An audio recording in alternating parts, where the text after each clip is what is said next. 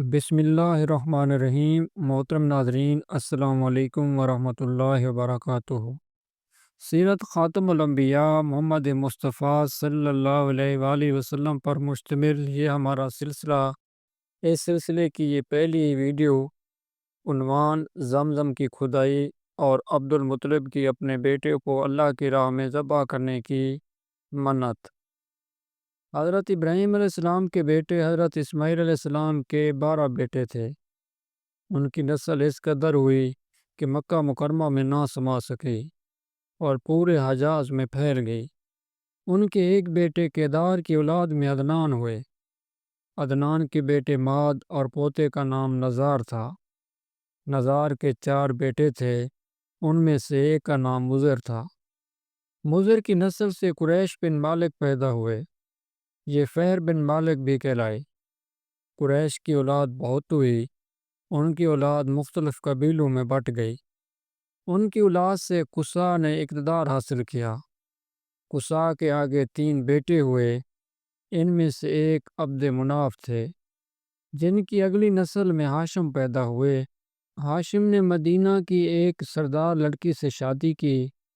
ان کے یہاں ایک لڑکا پیدا ہوا، اس کا نام شیبہ رکھا گیا۔ یہ پیدا ہی ہوا تھا کہ ہاشم کا انتقال ہو گیا۔ ان کے بھائی مطلب مکہ کے حاکم ہوئے۔ ہاشم کا بیٹا مدینہ منورہ میں پرورش پاتا رہا۔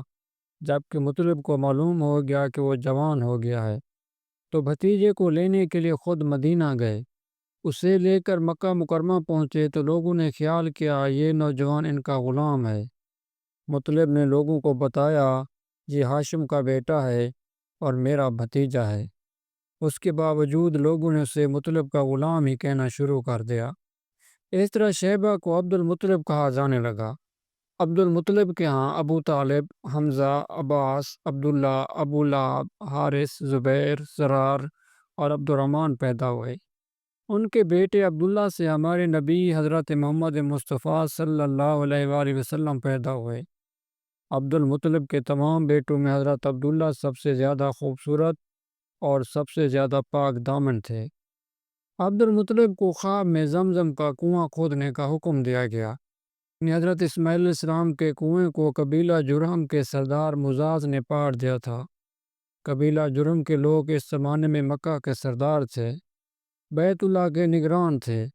انہوں نے بیت اللہ کی بے حرمتی شروع کر دی۔ ان کا سردار مزاز بن عمرو تھا۔ وہ اچھا آدمی تھا۔ اس نے اپنے قبیلے کو سمجھایا کہ بیت اللہ کی بے حرمتی نہ کرو، مگر ان پر اثر نہ ہوا۔ جب مزاز نے دیکھا کہ ان پر کوئی اثر نہ ہوتا تو قوم کو اس کے حال پر چھوڑ کر وہاں سے جانے کا فیصلہ کیا۔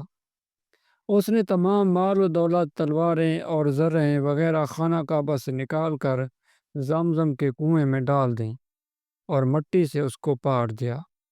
کنواں اس سے پہلے ہی خشک ہو چکا تھا، اب اس کا نام و نشان مٹ گیا۔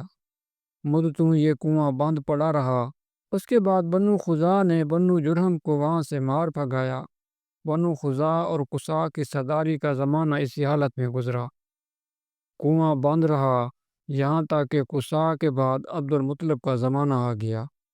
انہوں نے خواب دیکھا۔ خواب میں انہیں زمزم کے کنویں کی جگہ دکھائی گئی اور اس کے کھودنے کا حکم دیا گیا۔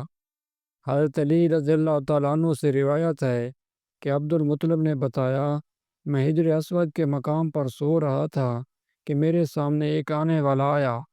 اس نے مجھ سے کہا طیبہ کو کھودو۔ میں نے اس سے پوچھا طیبہ کیا ہے، مگر وہ کچھ بتائے بغیر چلا گیا۔ بعد پھر خواب میں وہی شخص آیا، کہنے لگا برا کو کھودو۔ میں نے پوچھا برا کیا ہے، وہ کچھ بتائے بغیر چلے گیا۔ تیسری رات میں اپنے بستر پر سو رہا تھا کہ پھر وہ شخص خواب میں آیا۔ اس نے کہا مظنونہ کھودو۔ میں نے پوچھا مظنونہ کیا ہے، وہ بتائے بغیر چلا گیا۔ اس سے اگلی رات میں بستر پر سو رہا تھا کہ وہی شخص پھر آیا اور بولا زمزم کھودو۔ میں نے اس سے پوچھا زمزم کیا ہے۔ اس بار اس نے کہا زمزم وہ ہے جس کا پانی کبھی ختم نہیں ہوتا، جو حاجیوں کے بڑے بڑے مجموعوں کو سیراب کرتا ہے۔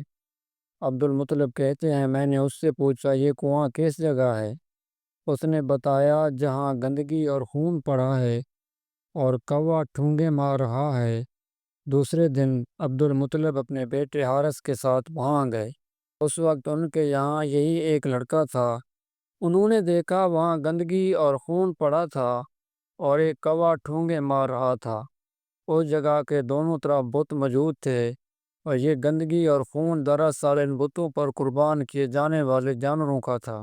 پوری نشانی مل گئی تو عبد المطلب کدال لے آئے اور کھدائی کے لیے تیار ہو گئے، لیکن اس وقت قریش وہاں پہنچے۔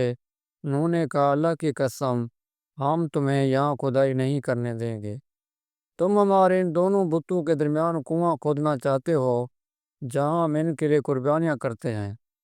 عبد المطلب نے ان کی بات سن کر اپنے بیٹے حارث سے کہا تم ان لوگوں کو میرے قریب نہ آنے دو، میں کھدائی کا کام کرتا رہوں گا، اس لیے کہ مجھے جس کام کا حکم دیا گیا ہے میں اس کو ضرور پورا کروں گا۔ قریش نے جب دیکھا کہ وہ باز آنے والے نہیں تو رک گئے۔ آخر انہوں نے کھدائی شروع کر دی۔ جلد ہی کنویں کے آثار نظر آنے لگے۔ یہ دیکھ کر انہوں نے اللہ اکبر کا نعرہ لگایا اور پکار اٹھے، یہ دیکھو یہ اسماعیل علیہ السلام کی تعمیر ہے۔ جب قریش نے یہ دیکھا کہ انہوں نے کنواں تلاش کر لیا تو ان کے پاس آ گئے اور کہنے لگے عبد المطلب اللہ کی قسم یہ ہمارے باپ اسماعیل علیہ السلام کا کنواں ہے اور اس پر ہمارا بھی حق ہے، اس لیے ہم اس میں تمہارے شریک ہوں گے۔ یہ سن کر عبد المطلب نے کہا میں تمہیں اس میں شریک نہیں کر سکتا، یہ مجھے اکیلے کا کام ہے۔ اس پر قریش نے کہا تب پھر اس معاملے میں ہم تم سے جھگڑا کریں گے۔ عبد المطلب بولے کسی سے فیصلہ کروا لو۔ انہوں نے بنو سعد ابن حزیم کی کہنا سے فیصلہ کرانا منظور کیا۔ یہ کہنا ملک شام کے بلائی علاقے میں رہتی تھی۔ آخر عبد المطلب اور دوسرے قریش ان کی طرف روانہ ہوئے۔ عبد المطلب کے ساتھ عبد مناف کے لوگوں کی ایک جماعت تھی کہ دیگر قبائل قریش کی بھی ایک جماعت ساتھ تھی۔ اس زمانے ملک حجاز اور شام کے درمیان ایک بیابان میدان تھا، وہاں کہیں پانی نہیں تھا۔ اس میدان میں ان کا پانی ختم ہو گیا، سب لوگ پیاس سے بے حال ہو گئے، یہاں تک کہ انہیں اپنی موت کا یقین ہو گیا۔ انہوں نے قریش کے دوسرے لوگوں سے پانی مانگا لیکن انہوں نے پانی دینے سے انکار کر دیا۔ اب انہوں نے ادھر ادھر پانی تلاش کرنے کا ارادہ کیا۔ عبد المطلب اٹھ کر اپنے سواری کے پاس آئے۔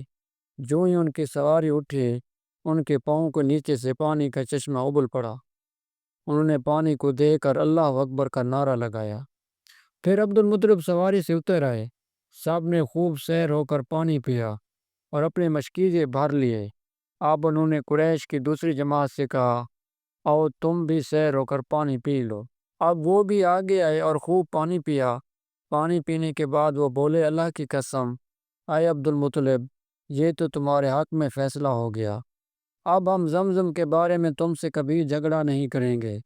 جس ذات نے تمہیں اس بیابان میں سیراب کر دیا وہی ذات تمہیں زمزم سے بھی سیراب کرے گا، اس لیے یہیں سے واپس چلو۔ اس طرح قریش نے جان لیا کہ اللہ تعالیٰ عبد المطلب پر مہربان ہے، لہٰذا ان سے جھگڑا کرنا بے سود ہے اور کانا کے پاس جانے کا کوئی فائدہ نہیں۔ چنانچہ سب لوگ واپس لوٹے۔ واپس آ کر عبد المطلب نے پھر کنویں کی کھدائی شروع کی۔ ابھی تھوڑی سی کھدائی کی ہوگی کہ مال دولت تلواریں اور زریں نکل آئیں، اس میں سونا اور چاندی وغیرہ بھی تھی۔ یہ مال و دولت دیکھ کر قریش کے لوگوں کو لالچ نے آ گھیرا۔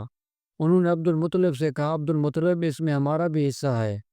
ان کی بات سن کر عبد المطلب نے کہا نہیں، اس میں تمہارا کوئی حصہ نہیں، تمہیں انصاف کا طریقہ اختیار کرنا چاہیے، اور پانسوں کے تیروں سے قرعہ ڈالیں۔ انہوں نے ایسا کرنا منظور کر لیا۔ 2 تیر کعبہ کے نام سے رکھے گئے، 2 عبد المطلب کے اور 2 قریش کے باقی لوگوں کے نام۔ پانسا پھینکا گیا تو مال اور دولت کعبہ کے نام نکلا، تلواریں اور زریں عبد المطلب کے نام، اور قریش کے نام کے جو تیر تھے وہ کسی چیز پر نہ نکلے۔ اس طرح فیصلہ ہو گیا۔ عبد المطلب نے کعبے کے دروازے کو سونے سے سجا دیا۔ زمزم کی کھدائی سے پہلے عبد المطلب نے دعا مانگی تھی کہ اے اللہ اس کی کھدائی کو مجھ پر آسان کر دے، میں اپنا ایک بیٹا تیرے راستے میں ذبح کروں گا۔ اب جب کنواں نکل آیا تو انہیں خواب میں حکم دیا گیا اپنی منت پوری کرو، یعنی ایک بیٹے کو ذبح کرو۔ اس کا دوسرا حصہ اگلی ویڈیو میں ملاحظہ فرمائیں۔